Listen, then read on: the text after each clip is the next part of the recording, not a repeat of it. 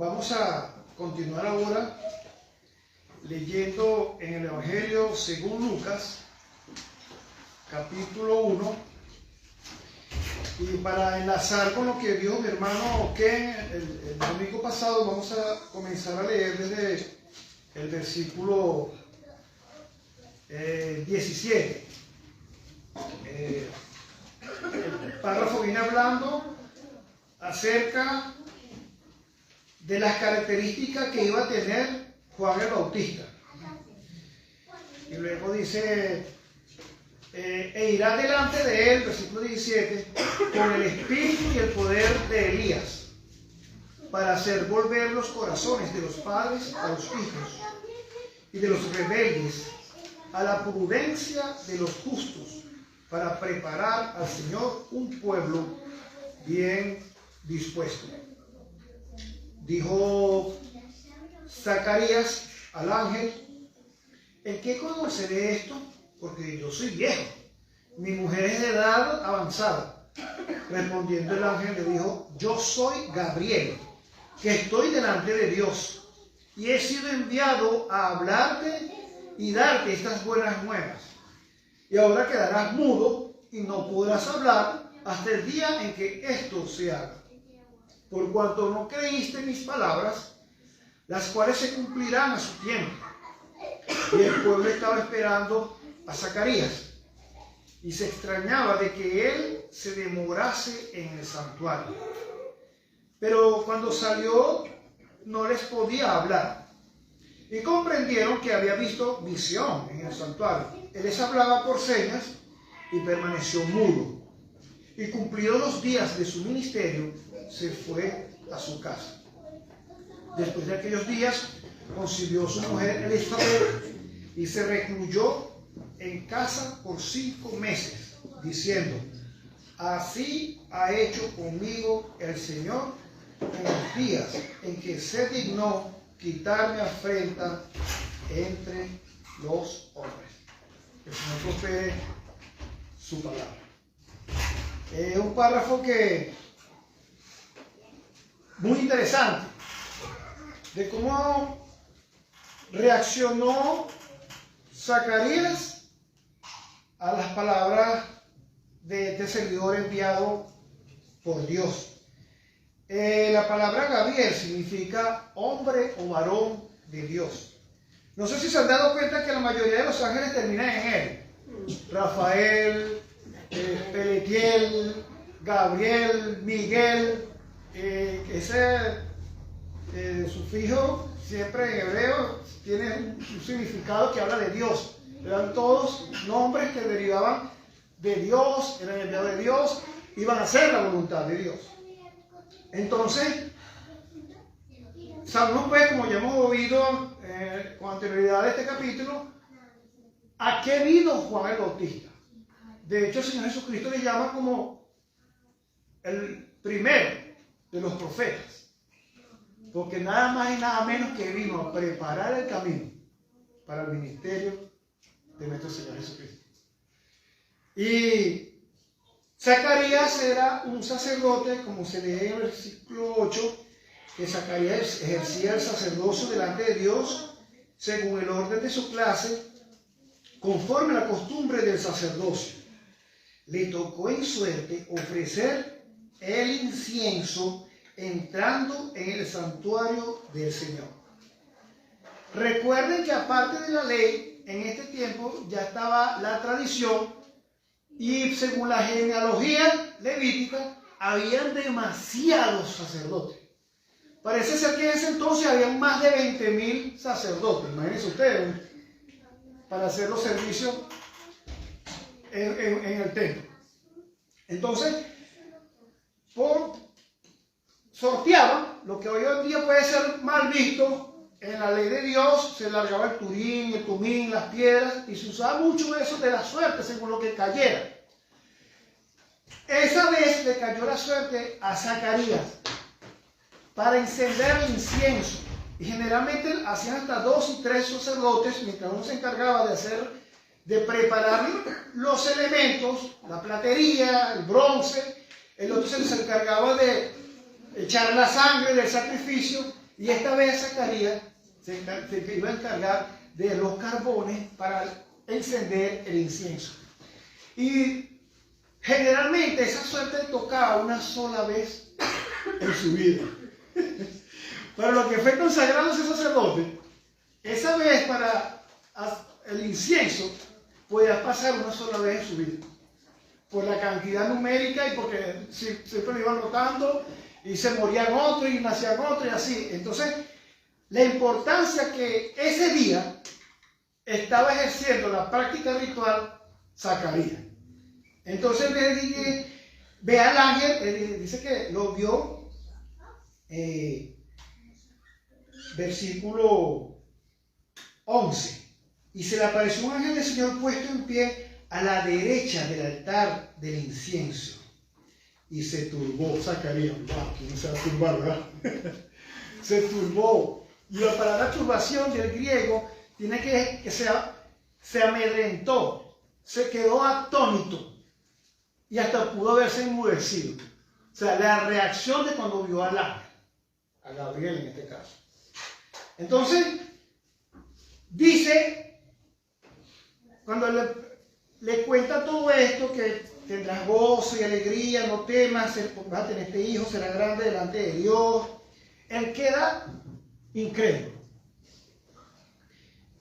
¿Puede ser posible que una persona consagrada al lugar santo, cuando uno lee en Éxodo capítulo 28, capítulo 29, cuando eran consagrados los sacerdotes, para ver el lugar donde se presentaba Dios, donde Dios tenía la gracia, no tiene otro nombre, de demostrar o revelar lo que quería que se hiciese en el pueblo por medio de esas personas consagradas, que tenían que ser del linaje levítico.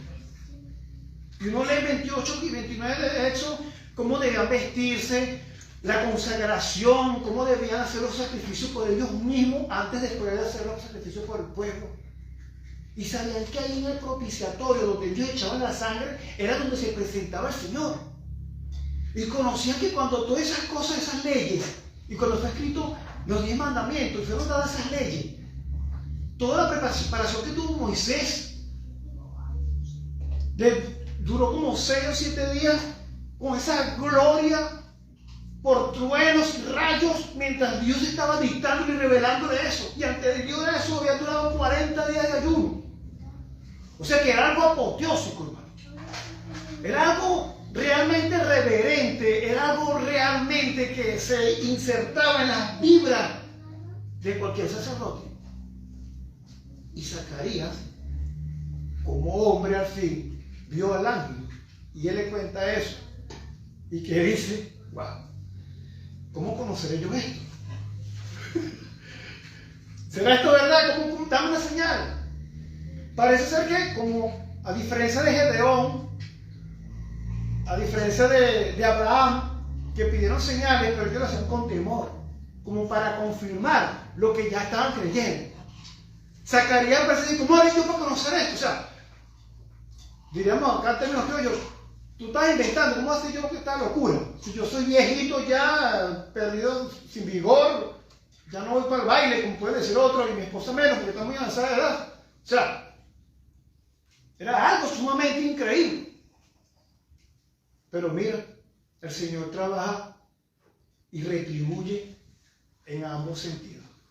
¿Por qué decimos esto? Me están riendo por ahí de mí, pero no importa. Yo soy viejo, puede avanzar. El ángel dice, yo soy Gabriel. Que, mira lo que dice, Gabriel. ¿Cómo se llamaban? O le decían a los ángeles en el Antiguo Testamento. ¿Cómo se llamaban? ¿O cómo lo escribimos aquí en la Biblia? Escribimos, wow. Lo escribieron ellos, los santos hombres inspirados por el Espíritu Santo. ¿Cómo le escribieron? El varón de Dios y el ángel de Jehová y los hombres del Señor y aquel varón de Dios. Y me voy a desviar un poquito del tema, pero es lo que confluye acá en esta palabra que habla sobre el género. Dios es espíritu y la palabra dice, como dice Pablo en 1 Corintios 15, que todos los cuerpos son diferentes. Y el mismo Señor Jesucristo le dijo a aquellos fariseos que cuando les hacen las preguntas capciosas, que en el cielo los ángeles no tienen necesidad de darse en casamiento, ni nada. Es decir, que no tienen ejercicio sexual, ni lo necesitan, ni nada. Son una santidad, son personas, unos seres creados con una santidad total y pureza total para estar enfrente de Dios y recibir las asignaciones como enviados, que significa la palabra ángel, a cualquier parte del universo. Qué tremendo, ¿verdad? Pero siempre son llamados como ese nombre de varón.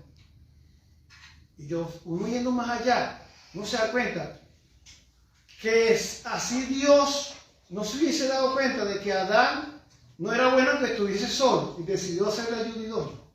Y esa mujer que complementó esa hermosa pareja en la cual institucionó el primer matrimonio, el diseño original de Dios. Así no hubiese necesitado. Siempre era el género o la caracterización para aquel a quien Dios asignaba una responsabilidad. Hablemos del liderazgo. Y de verdad que me impactó, pues.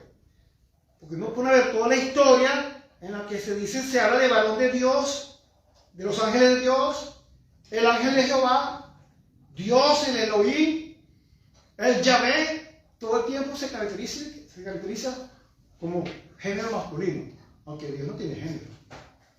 Pero es como el género que se usa bíblicamente para la responsabilidad, para llevar un fin, para hacer la voluntad de Dios. Y cuál es mejor que la voluntad de Él mismo. Pero ese es otro tema, solamente como una acotación acá, porque de verdad que me impresionó que todos son hombres de Dios, varones de Dios, el ángel de Jehová, todos tienen esa determinación como género masculino. Y el hombre fue hecho a su imagen y semejanza y fue hecho así. Todo esto lo estoy diciendo es porque hoy en día no lo quieren ver así. Y tan lindo que es el diseño original de Dios. Varón y hembra los creó. Si fuese al revés, que la mujer fuese la cabeza, ok, yo también me sujetar, porque Dios es el que lo hizo, Él es el soberano, Él lo instituyó así. Y siempre sabemos que no hay un hombre, en toda la historia, en todos los inventos, en todos los descubrimientos, en todas las obras que hayan dejado legado en la historia del mundo, no hay ni una que no haya estado una mujer allí, partiendo de su madre, partiendo de su esposa, partiendo de su hija, de su vecina, de una tutora. Nosotros no podemos ser sin la mujer y viceversa, porque así fue constituida la sociedad. Por ahí, cortemos eso por ahí. Entonces viene continuando aquí el versículo 19. Yo soy el que estoy delante de Dios. Y este sustantivo aquí delante de Dios es una sola palabra. Significa que está a la disposición y autoridad de Dios para hacer su voluntad. Qué tremenda responsabilidad, ¿verdad? ¿Ah? No es que estaba ahí, no. Era que estaba delante de Dios y recibía directamente aquella directriz de la cual era portavoz para transmitirla a la persona, al profeta, al sacerdote, a quien él en su real, soberana voluntad deseara para hacer llevar sus planes por medio de su providencia. Tremendo, ¿verdad? La responsabilidad de este enviado. Y Zacarías no le creyó. Y su incredulidad fue diferente a la de Ezequías, también el rey, cuando estaba enfermo, a la de Gedeón cuando pidió aquella prueba para ver si podía ir a aquella guerra, a la de Abraham para confirmar su fe que ya sentía. No somos nadie para juzgar, pero vemos la retribución. ¿Cuál fue la primera? Ahora quedarás mudo y no podrás hablar hasta el día en que esto se haga. ¿Qué se iba a hacer? Que iban a hacer Juan el Bautista. Entonces, ¿no ven? Que quedó silenciado involuntariamente. Oye, debe ser feo, ¿verdad? Que tú tengas todas las palabras acá, que ya las habías pronunciado, que tienes tus cuerdas vocales, tu garganta, tu voz, puedes gesticular y que de un momento a otro no puedes. ¡Wow! Uy, eso debe ser tremendo, ¿verdad? Yo me imagino cómo se sintió Zacarías. ¡Wow! Involuntaria y obligatoriamente tú no puedas emitir voz. Y va más allá. La palabra que se usa allí se usa también para mudo.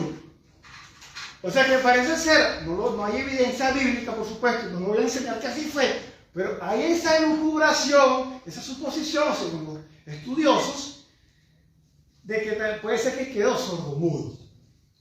Y eso fue tremendo. Entonces uno se podría preguntar, ¿por qué fue retribuido así? Porque era un hombre normal como todo. Oye, viejito ya y su esposa viejita, y que le digan que van a tener un hijo. O sea, cualquiera no lo puede creer.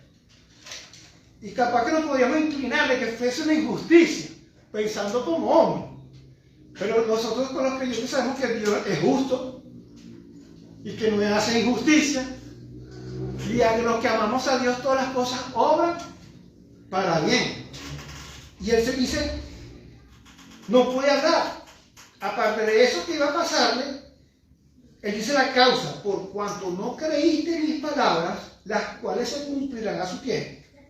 Y el pueblo estaba esperando a Zacarías. Y se extrañaba de que él se demorase en el santuario. Cuando uno lee el capítulo 29 también de eso, el sacerdote tenía que tener unas campanitas, unos carbuncles y una piedrita allí que sonaba. Entonces cuando el sacerdote iba tilín, tilín, tilín, en el lugar santo, y se calmaba, oye, están en el lugar santo. Pero las personas estaban pendientes que otra vez el tintinar de la campana debía sonar para el regreso. Y pasaba el tiempo y no, las campanitas no sonaban. La tradición también decía que parece ser que había una piolita, un cordoncito que se le amarraba al cuerpo. Si había una mala praxis del ritual, el sacerdote moría irremisiblemente. Y al morir, nadie se iba a atrever a entrar al lugar santo, sino que lo alaba. Eso según la tradición. Cuando leí en las imposiciones para la ley, no dice eso, pero sí habla de la campanita. Y dice para que él no muera, para que supieran los demás cuando él entraba y cuando salía. Estas personas estaban extrañadas. Oye, ¿qué pasó en la campanita? Oye, que no ha salido. ¿Qué pensaron que estaba? Había muerto. Y era algo, una suposición lógica. Y entonces, pero cuando salió, no les podía hablar. Porque estábamos hablando hace ratito. ¡Wow! Pobre Zacarías. Yo me pongo en su lugar y debe ser tremendo. Y comprendieron por su reacción de que vio una visión. Vio una visión en el santuario. Entonces le hablaba por señas y permaneció mudo. ¿Hasta cuándo? Hasta que me socorra los días. Después de aquellos días concibió a su mujer Elizabeth y se recluyó en casa. Esta palabra recluyó significa que se cubrió, se escondió en toda su periferia o de toda su periferia. No salió. Ni lo de aquí, ni del este, ni del norte, noroeste, oeste, suroeste, sur, sureste, no, nada, de ningún lado. Ella se quedó encerrada. Y él a su lado, mudo, tampoco salía, cuidando a su esposa. Entonces, por eso te digo que fue como algo de doble filo. Porque si él no hubiese sido enmudecido, ¿qué iba a pasar cuando saliera de ahí? Iba a contar, iba a decirlo. Fue algo apoteósico, fue algo que, una maravillura, fue algo milagroso. ¿Y qué iba a pasar con una señora ya viejita, que no podía, con un embarazo, necesitaba también de mucho cuidado? Entonces uno ve que también fue necesario de que Zacarías haya quedado así y que debió ser escondida también Elizabeth. Porque Satanás también estaba trabajando y había muchas personas que aunque creían en el Mesías, todo lo que se pareciera a un nacimiento y eran judíos, ellos estaban en contra. Y si podíamos hacer ardides o atentados por allí que podían hacer peligrar la vida de Elizabeth. Entonces fue injusto lo que hizo el Señor cuando enmudeció a Zacarías por ser incrédulo. No fue injusticia. Una retribución por su incredulidad, pero también para salvarlo, para guardar el embarazo, para guardar la vida, para que la voluntad de Dios se cumpliera. Y dice que hasta los 5 meses. Porque también iba a haber el mal rumor de que el hijo no fuese de Zacarías. Se puede ver el rumor de que iba a ser un bastardo. Todas esas cosas eran posibles. Y al ser encubierta, escondida de toda pericruz, no, se llama la palabra. Al ser escondida fue salvada, fue resguardada. Aplicación. ¿Cuántas veces queremos ser como Zacarías? ¿Cuántas veces? ¿Cómo dice Pedro que nosotros somos aparte de nación santa? ¿Somos qué? ¿Ah? Pueblo escogido, real sacerdocio.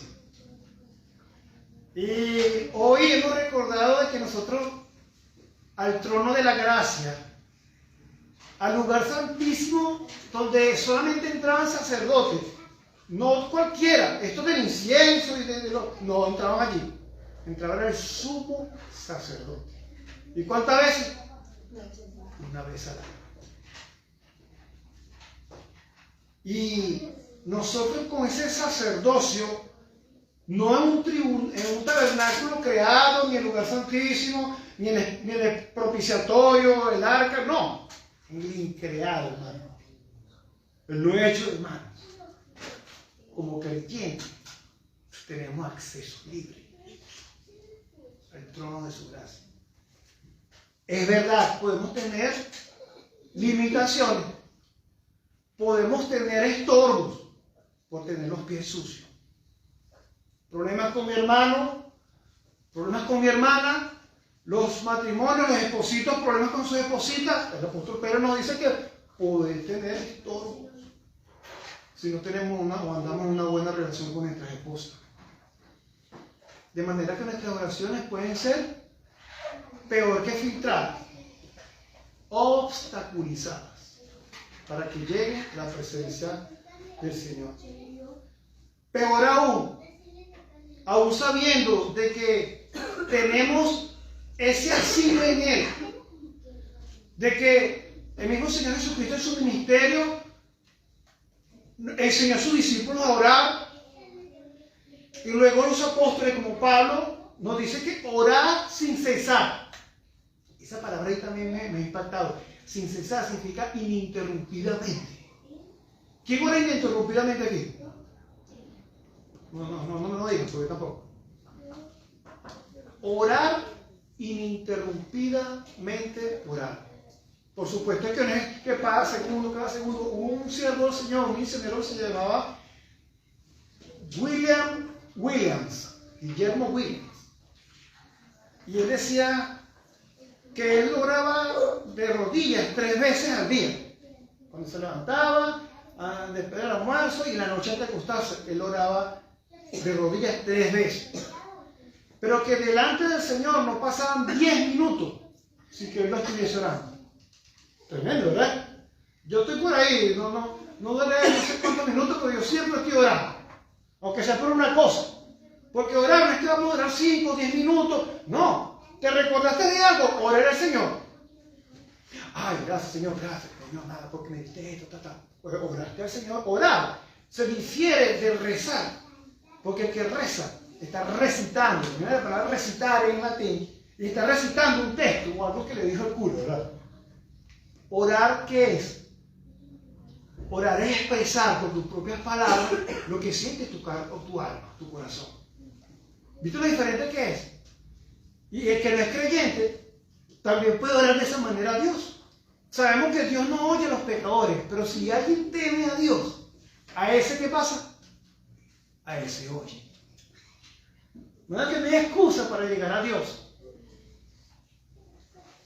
Y continuando con el tema del sacerdocio, muchas veces teniendo esa entrada libre, sabiendo y conociendo el poder de Dios, y aunque no seamos cesacionistas o creamos los milagros muy minimizados dependiendo de la voluntad de Dios, pero a veces vamos más allá, no creemos nada.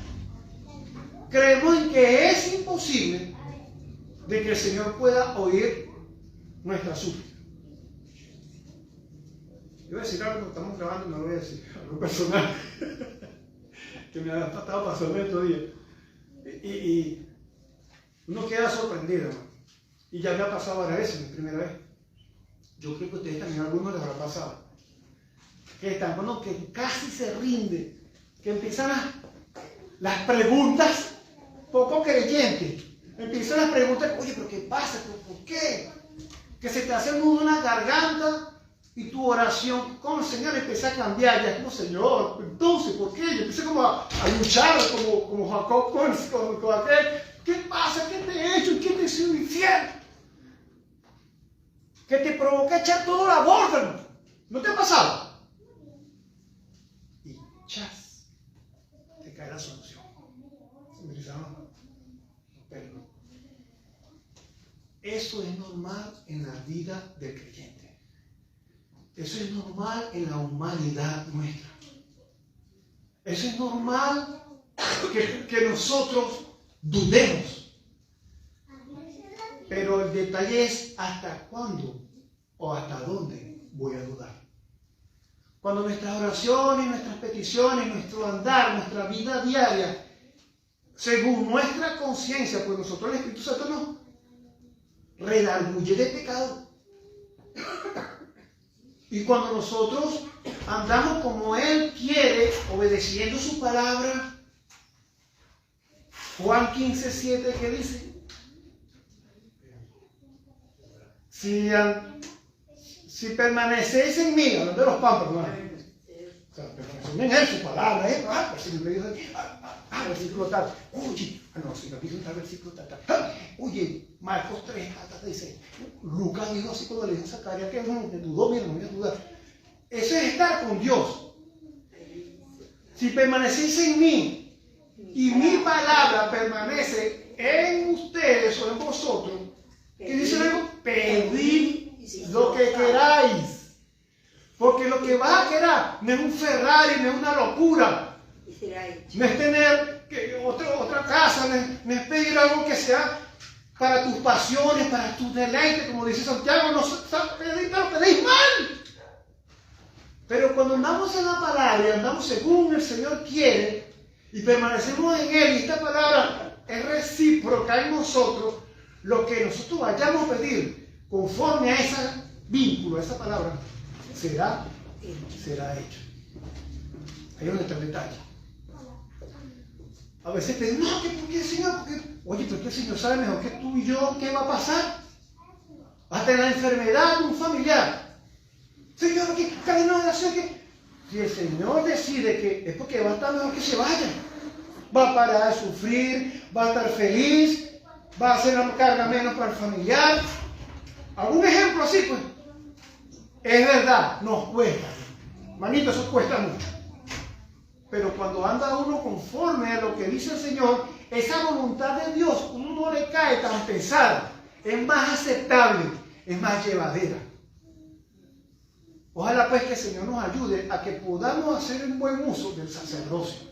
El sacerdocio de Dios depende de mi comunión, de mi relación vertical con Dios. Y dependiendo de mi relación vertical con Dios, entonces lo horizontal va a ser mejor. Por eso es que dice, amar al Señor tu Dios con toda tu alma, con todo tu corazón, con toda tu mente, con toda tu fuerza. Al amar a Dios le vamos a obedecer. Al amar a Dios voy a andar en sus pasos. Voy a ser un buen pámpano, voy a andar en la vid, mi palabra permanece en mí. Entonces, después que dice, y amar al prójimo, lo horizontal. Amar al prójimo como a mí mismo. Ahí voy a cumplir todos los mandamientos, porque yo no voy a matar porque yo amo. No lo voy a robar, no voy a darle un falso testimonio, nada, voy a cumplir la ley moral de Dios. Entonces, ojalá pues que tengamos estos detallitos para que podamos tener un buen sacerdocio al estar permaneciendo en Dios y su palabra estando permaneciendo en nosotros, para que nuestras oraciones no tengan estorbo. Y por otro lado, ¿cómo estamos preparándonos para la bendición? Hay pensadores, filósofos de crecimiento personal, programación neurolingüística, que nos dicen, y hay muchas verdades en ello, eso no hay que desestimarlo, de que uno debe prepararse secularmente, prepararte en un oficio, los muchachos, los jóvenes, prepararte en algo que aunque no tengas el motivo, pero te va a llegar la oportunidad. ¿Y qué pasa? Que cuando llega la oportunidad, estás preparado. Entonces lo que la gente dice es suerte. Ah, tiene suerte. No, sino que él estuvo preparado para el momento que confluyó la oportunidad. Eso es lo que dice la gente que es suerte. Es eso, estar preparado. Ahora, en el plano cristiano, es algo parecido. Si yo le obedezco al Señor, si yo oro conforme a su palabra, si yo trato a mi prójimo como es Él, va a llegar el momento que el Señor está captando que tú estás madurando y el Señor te está preparando para ser bendecido. De manera que volvemos a que mientras mejor relación con Dios tenga, va a ser directamente proporcional, por así decirlo, con mi relación con mi prójimo y con la providencia. La providencia que nos da comida, la providencia que nos da techo, la providencia que nos da salud. Cuán importante es la salud. Yo cada vez que alguien cumpleaños le deseo primero eso, la salud. Que Dios te dé bastante salud. Ya vamos a terminar, ¿no? Que Dios te dé bastante, que te bendiga con su providencia. Pero tú no puedes ser bendecido con la providencia si tienes mala salud, ¿verdad? Entonces es algo que es sumamente importante. Pero en la manera como nosotros andamos, mire hermano, hasta en la manera como nosotros discernamos la cena del Señor, tenemos más salud. He comentado ya varias veces con algunos hermanos acerca de la importancia de discernir la cena del Señor. No tomas un pedazo de pan y el vino de Cristo sin pensar en lo que duró 3 días. La angustia, pasión y muerte del Señor Jesucristo duró 3 días. 3 días. Y nosotros y vamos a cantar. Debe haber una pausa, algo así que nos ayude a pensar, a discernir, sentir, verlo con nuestra imaginación. Lo que el Señor pasó, que para nosotros fue gratis, pero para eso fue grandísimo costo. Nada más recibir el pecado, como vimos con mi hermano Pedro, siendo Dios, llevar la culpa del pecado, si es algo que es como el aceite y el agua. Eso es algo que se repelaba en la naturaleza de Cristo. Y él, a través de su sufrimiento y de su padecimiento, aprendió la obediencia. Y allá en Getsemaní tuvo esa preparación, tuvo esa lucha. Sus gotas de sudor eran como grandes gotas de sangre, hasta que estuvo preparado. Cuando vinieron a buscarlo, déjalo quieto, yo soy el que busca. Listo. Y sufrió la cruz. Y fue levantado entre el cielo y la tierra, sufriendo esa cruz.